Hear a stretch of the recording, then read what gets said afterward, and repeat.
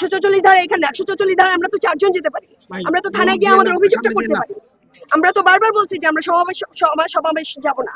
হ্যাঁ, তো সেখান থেকে তো এটা তো আমরা হবিগঞ্জ মৌলভীবাজার পার হয়ে 70 কিলোমিটার আগে হবিগঞ্জের আমাদেরকে আটকাই দিছে, ব্যারিকেড দিছে, তারপর ঠিকই বালু ট্রাক দিছে, তারপর লাশের গাড়ি দিয়ে আটকাইছে।